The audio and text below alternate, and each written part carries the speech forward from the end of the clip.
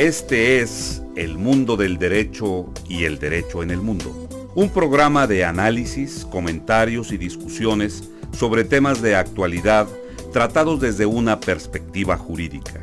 Y ahora con ustedes, el doctor Carlos Gabuardi.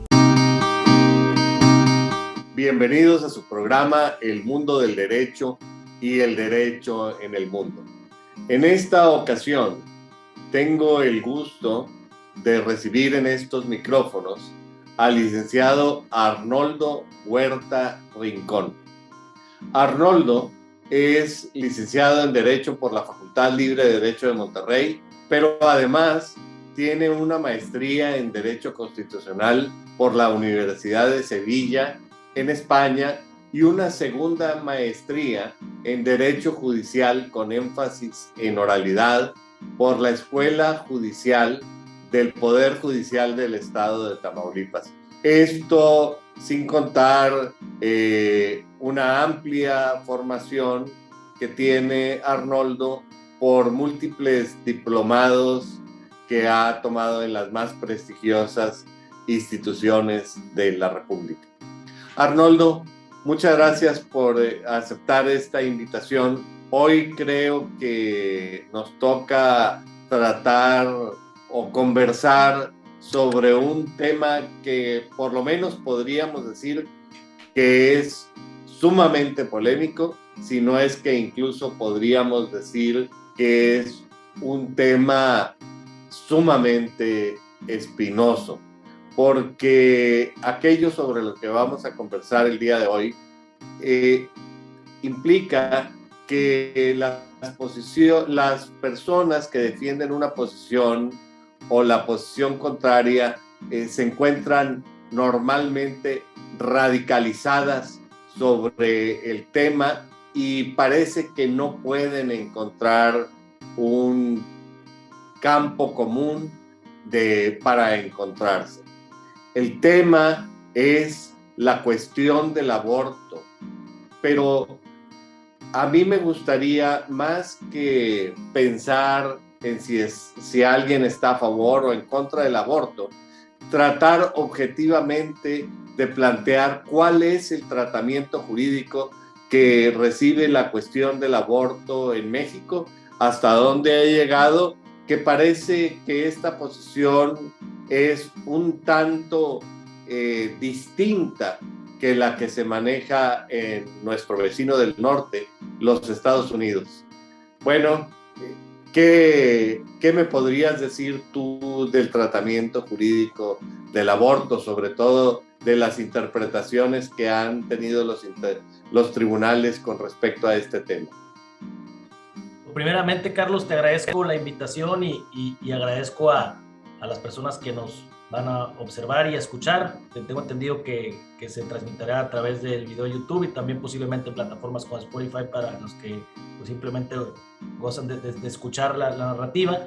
Pues realmente es un tema que, como mencionaste inicialmente, pues es debatible, es un tema que se saca mucho la vuelta también en ocasiones, que conlleva temas como el aborto, como la eutanasia, como el matrimonio entre parejas del mismo sexo, como la adopción de personas en parejas del mismo sexo, etcétera. Son temas que realmente se consideran incluso tabú y que se encuentran incluso pues polarizados, que realmente no se observa que haya un punto medio entre las corrientes ideológicas que buscan imponer su ideología a través de las leyes o a través de las decisiones de las cortes, ¿no? Y quiero hablar de las cortes porque me gustaría elevar este tema a un nivel más grande de México, ¿no? Y porque se observa eso en diversas partes. Y a mí me llama mucho la atención este tema, pero no el tema en particular, sino estos temas, cómo se manejan a través de los poderes judiciales federales, ¿no? ¿Por qué? Porque efectivamente en México, desde los últimos años, y me refiero a 2008 para adelante, la Corte ha asumido un papel cada vez más progresista con este tema y con otros. Es decir, se observa que se han ampliado los derechos fundamentales, los derechos humanos. Pues tú sabes de la reforma del 2011 a la Constitución, que cambia el paradigma de garantías individuales a la protección de derechos humanos. Y creo que desde ahí se nota mucho más el cambio, a pesar de que antes ya habían hecho varias determinaciones de índole más liberal o progresista, si lo puedes llamar. Y es parte de la evolución que también ha tenido. Sin embargo, me parecería que aquí hay una contradicción implícita, porque por un lado está la protección de los derechos humanos y por el otro parecería que el derecho fundamental, principalísimo, es el derecho a la vida. Y aquí me parece que hay un conflicto o una confrontación de derechos.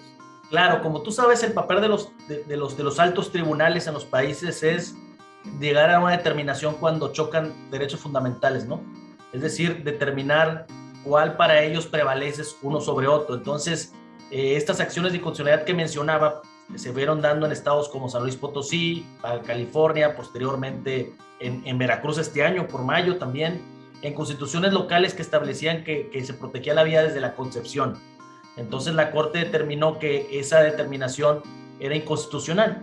Definitivamente, lo que sí es un hecho es que en ciertos casos, por ejemplo, los primeros que mencioné, la Corte, las acciones inconstitucionales ni siquiera llegaron a los votos de más de 8, por lo que sí declararon procedente la inconstitucionalidad, pero no tenían efectos generales para todo el país, ¿verdad?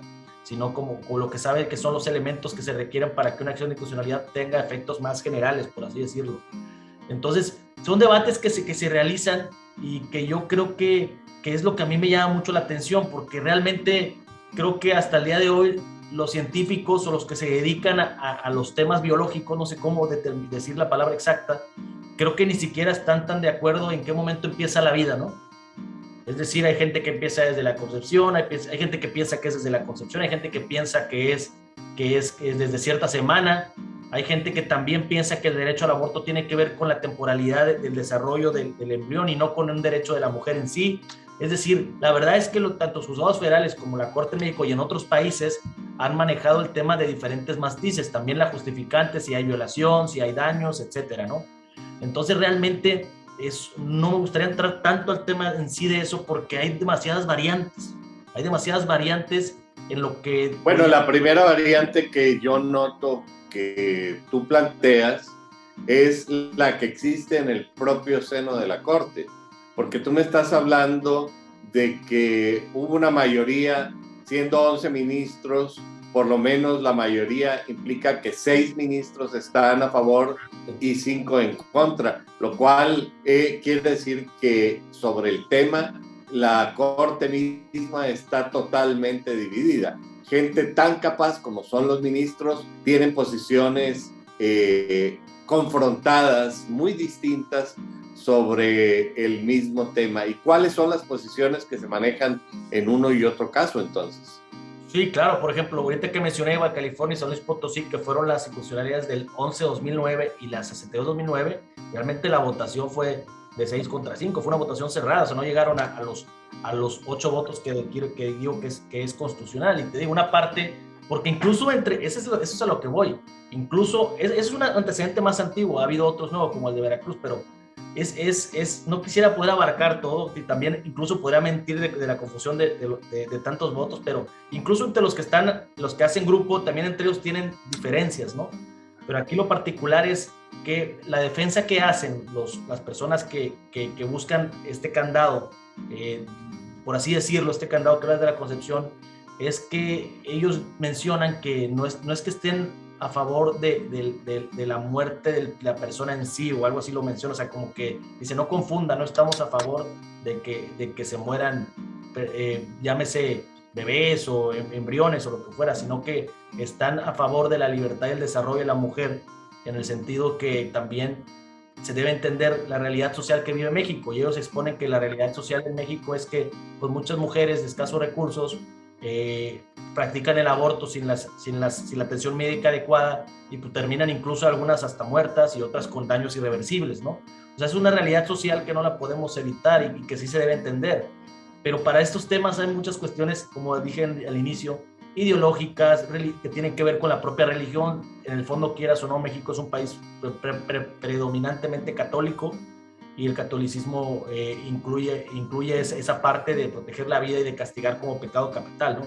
Entonces, realmente hay muchas cuestiones que tienen que ver con la sociedad y esa parte es la que me llama la atención, que yo creo que erróneamente podemos confundir que cuando las cortes en los países cada vez tienden a ser más progresistas, se entiende como que es una evolución, pero pues ¿qué es la evolución realmente? Porque vemos a Estados Unidos, y me llama mucho la atención el caso de Estados Unidos, porque Estados Unidos ha tenido ya precedentes. Como sabemos, en Estados Unidos se maneja por el common law, ¿no? Es un sistema diferente que es a través de los precedentes. Pero en Estados Unidos desde hace ya décadas existían casos como el de Roe contra Wade en 1973 y otro uno que se llamaba Planned Parenthood contra Casey, que es el 92, que establecían la posibilidad del aborto como un derecho de la mujer, ¿no? Pero ahora, la semana pasada, bueno, hace una semana y media, por ahí del 24 de junio, también se estableció la Corte ahora, como dicen ahora sí, en una nueva reflexión, una nueva reconsideración, determinan que no, que la Constitución de Estados Unidos no protege el derecho a la mujer al aborto, sino que ese derecho debería de estar reservado para los estados y que ellos definan. Realmente es un revés contra esa decisión.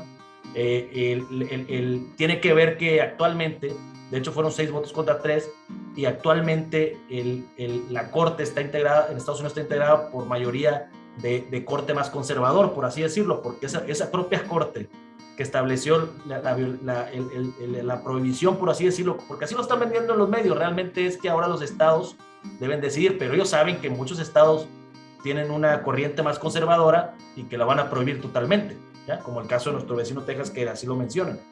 Pero pues en esa misma semana aprobaron lo que también en estados como Texas tienen, que todo ciudadano americano tiene derecho a portar armas tanto dentro y fuera de su casa, es decir, ellos pueden andar en lugares públicos con armas, y que es un derecho constitucional, porque ellos echaron abajo una ley en Nueva York que establecía lo contrario, ¿ya? Entonces, pues realmente tiene que ver, vuelvo a lo mismo, con la ideología de integrantes de la Corte, de las Cortes, y con quiero decir esto para que no sea contradictorio, pero contra diferentes sujetos, es decir, la subjetividad de personas se van sumando y se hacen una mayoría dentro de un órgano colegiado, que esa decisión tiene un impacto general y social en un país, ¿no? Mi pregunta es, o sea, ¿realmente sí, una decisión de un órgano colegiado en mayoría de la Corte, de un órgano judicial, que implica un cambio social y político en un país, representa a las masas, es decir, representa a una sociedad completa? Esa es realmente la duda que yo tuviera, ¿verdad? Sí, pero parece que lo que ocurre en los Estados Unidos es diametralmente distinto a lo que pasa en México, porque lo que tú me estás diciendo es que con la reciente decisión de la Suprema Corte de Justicia de los Estados Unidos, lo que dice el Tribunal Supremo es que el tema de la cuestión del aborto, el derecho a la determinación de la vida, le corresponde a los estados. Los estados deben determinar en qué momento se empieza a proteger la vida. Sin embargo, en México se ha tomado una posición contraria, porque la Suprema Corte de Justicia de la Nación lo que le dice a los estados es: tú no tienes derecho a decir en qué momento empieza la vida. Sinaloa, tu constitución estatal que dice que se protege la vida desde la concepción es inconstitucional. San Luis Potosí, lo mismo. Veracruz, lo mismo. Es decir, parecería que en los Estados Unidos se fortalece el federalismo y en México se fortalece el centralismo. ¿Cuál es la tendencia que debemos nosotros buscar? Híjole, realmente sí es una pregunta que incluso yo la hago al público, porque es si vemos la ley en sí, por ejemplo, la ley que regula las acciones de constitucionalidad, la ley que regula la jurisprudencia, la ley de amparo, es donde empiezan a hablar de precedentes ahora obligatorios, pues realmente la Corte sí tiene esa facultad, ¿verdad? Esa facultad de establecer una directriz en todos los temas que son judiciables, porque realmente pues todos los temas en México y en el mundo son judiciables, ¿verdad? De una u otra manera. No, yo no sé si es el mejor camino, porque como tú sabes, desde los mayores estudiosos, los clásicos, desde Aristóteles, el propio Maquiavelo, ya más adelante con Sartori, ya los más modernos, los que hablan de teoría del Estado pura, ¿no? Los que hablan de la división de poderes, pues realmente a mí me gustaba mucho un alemán que se llama Karl Lowenstein, que habla muy claro de la división de poderes y del control entre ellos. Pues en todo país democrático el Poder Judicial juega un papel muy importante, que es detenedor de poder y protector de derechos fundamentales, ¿ya? Pero yo no sé cuál es el papel ya en la práctica o el límite que deben tener las cortes en los países, porque realmente el aborto es un tema, pero hay muchos temas en la cual terminan teniendo, o en casi todos los temas, que la corte termina teniendo la última palabra. Lo vemos también con la vacunación del COVID. Ellos han decidido los parámetros de cambiar una política pública de cómo se debe hacer. Entonces realmente yo creo que va más allá que el propio aborto, ¿no? O sea, ¿cuál es el límite que debe tener la corte para decidir en efecto general, que lo tiene? Porque eso ya no es debatible, o sea, las leyes le dan esa facultad, la Constitución le da esa facultad a la corte, pero realmente eso es lo correcto. Yo no sé qué es lo que cause mejor impacto, porque al final también hay unas figuras como la consulta popular que creo que se deben de usar para este tipo de temas, no para otros temas que a veces se usan, sino para temas que realmente tengan algún impacto en la sociedad, que tengan impacto en las masas, que sean totalmente de índole político-social, y que al fin y al cabo, pues si la mayoría en una consulta o en ese tipo de decisiones decide directamente eso, pues ya no hay vuelta para atrás. Se entiende que ahora sí que la parte masiva de la sociedad pues decidió eso, y es la ideología que vive en ese momento. Posiblemente se pueda hacer una consulta 10 años después y la sociedad ya cambió y piensa diferente, ¿ya? Y ese es mi punto central. O sea, realmente se está evolucionando con las decisiones, o se está simplemente adaptando al momento que se vive cada país. Si comparas Estados Unidos con México, es evidente que la Suprema Corte de Justicia de la Nación actualmente toma decisiones más progresistas o liberales, si lo podemos llamar, pero que a diferencia de Estados Unidos, por la integración que tienen corte más conservador, pues las decisiones están ligadas a esa ideología, y ese es mi punto. O sea, realmente el derecho es aplicado por humanos, ¿ya? Y un humano tiene una subjetividad que está en el grado que le permite la ley, ¿ya? Entonces, repito lo que dije hace rato, cuando la subjetividad, es decir, cuando sujetos se suman y hacen mayoría en un órgano colegiado, pues toman determinaciones relacionadas con lo que ellos piensan de cómo deben ser mejor las cosas. Pero bueno, los magistrados o jueces de esos altos tribunales tampoco son todólogos, ¿verdad? Y esa es la parte que también... Bueno, entiendo que cualquier sistema humano, por su propia naturaleza, es imperfecto. Es decir, aquí habría la posibilidad de que sean los miembros del Poder Judicial los que decidan, o lo que tú planteas, la posibilidad de someterlo a una consulta popular, aunque uno diría, bueno, realmente si cuando estamos en una democracia y la posibilidad de un voto, realmente la gente toma un voto consciente, reflexivo, o es impulsado por emociones que promueven los políticos, o en un momento determinado escoger bien a los miembros del Poder Judicial. Y me parece que en este sentido tú lo que estás haciendo es una invitación a la ciudadanía para que haya una conciencia de quiénes son aquellos que van a ejercer la suprema magistratura de la jurisdicción. Exactamente, o sea, realmente, como decía Winston Churchill, ¿no? La democracia es el peor sistema a excepción de todos los demás, ¿no? O sea, realmente evidentemente tiene muchos defectos la democracia. Tampoco por eso vamos a voltear a la tiranía, a la dictadura, pues tampoco es la opción regresar a eso.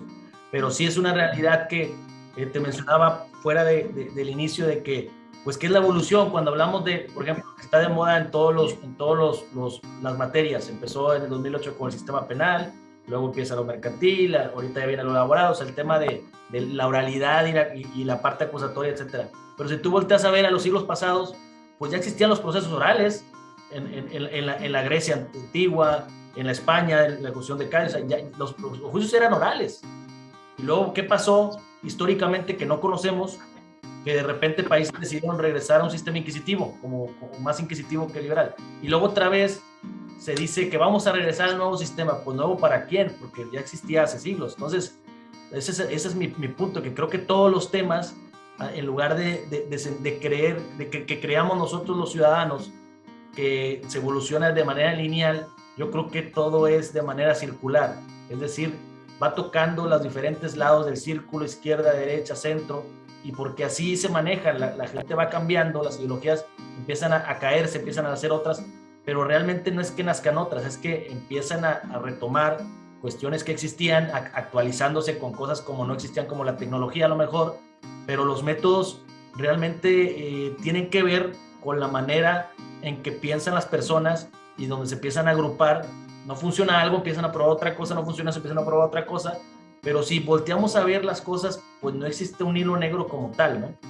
Simplemente tiene que ver con la manera en que están educados o la idiosincrasia que cuenta los que realmente mandan en un sistema democrático, los que tienen la última palabra, que generalmente son los jueces que integran los altos tribunales de cada país, ¿no? Sí, parecería que no hay absolutos, no hay negros ni blancos, sino en la realidad vivimos en un amplio espectro de grises. Pero volviendo a la cuestión del aborto, por un lado se dice que es un derecho de la mujer sobre su propio cuerpo. Y en este sentido, cabe preguntar si el concebido no nacido es parte del cuerpo de la mujer o es autónomo e independiente y debe ser protegido por sí mismo. Parecería que aquí hay otros derechos en frontal colisión.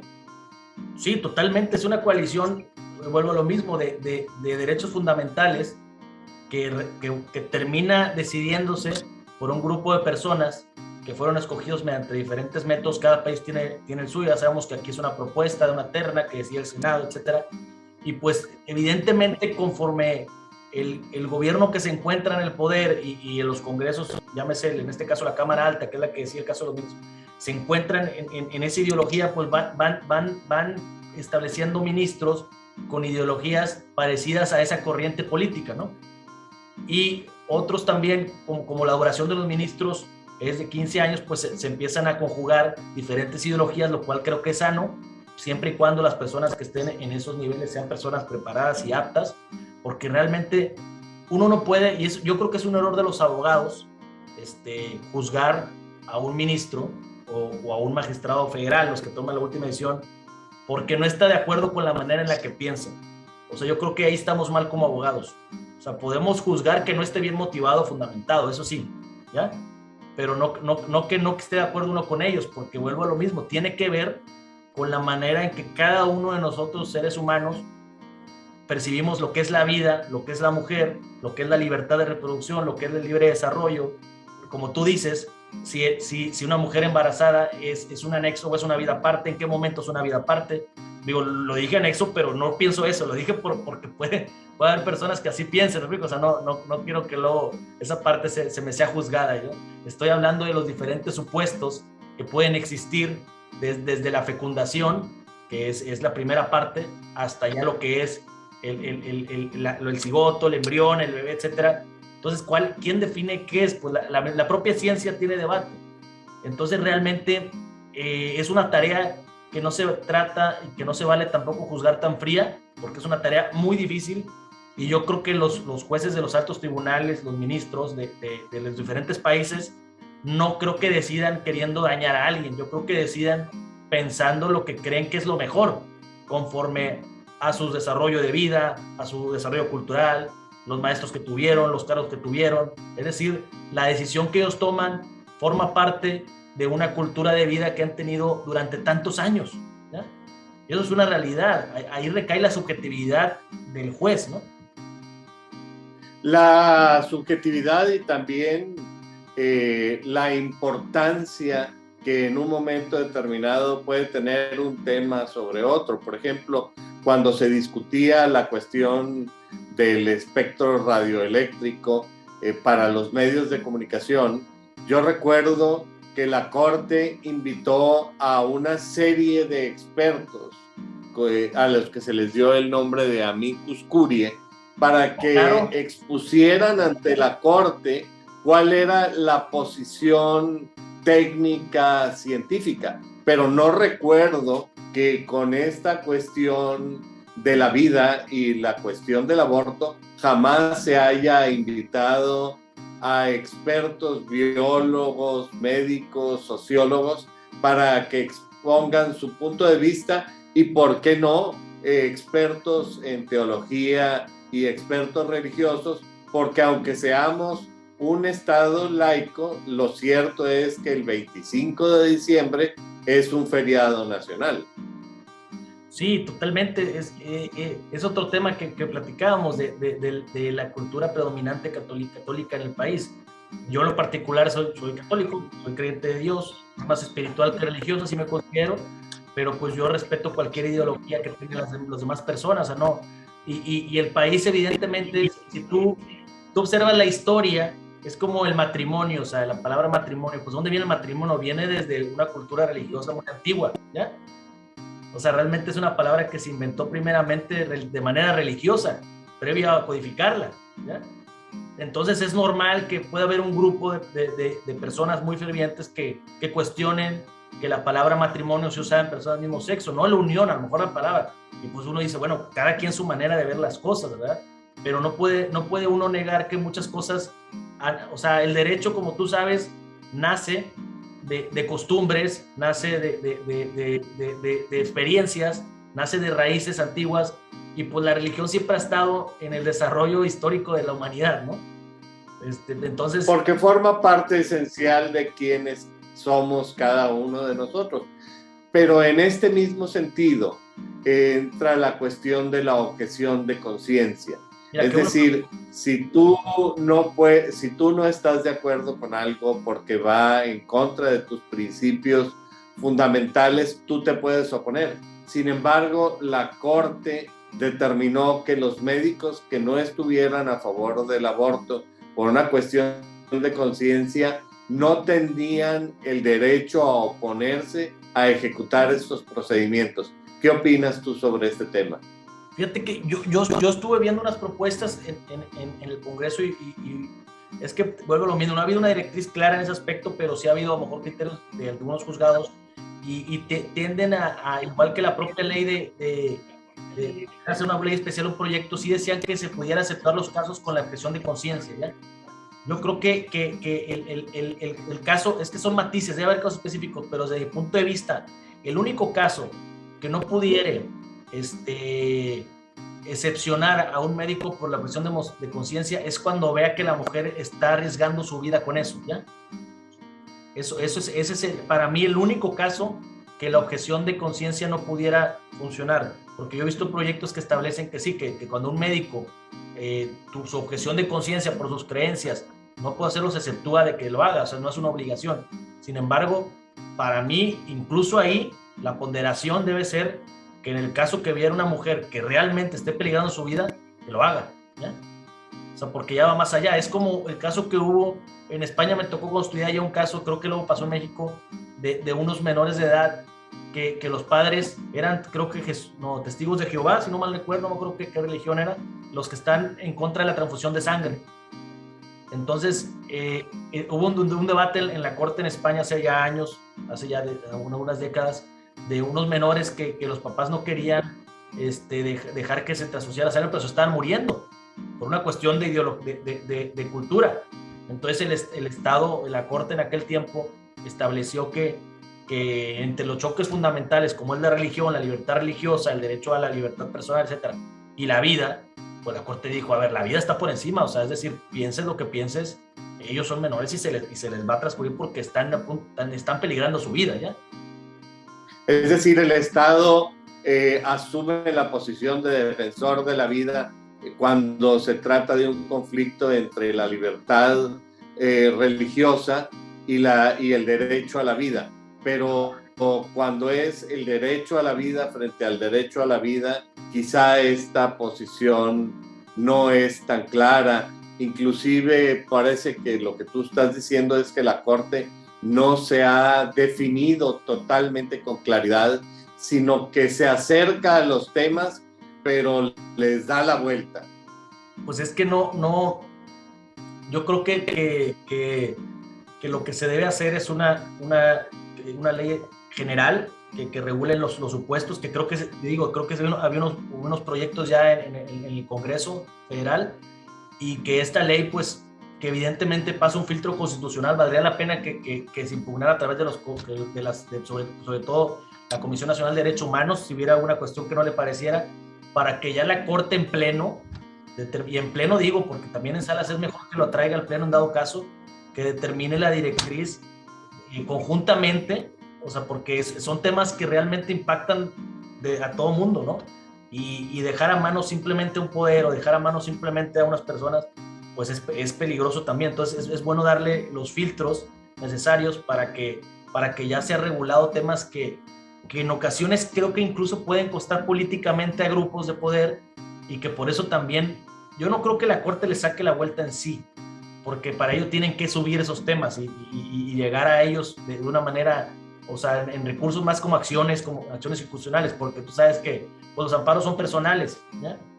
Entonces, ya una acción es porque está limpiando, por así decirlo, o está arreglando el traje de la ley.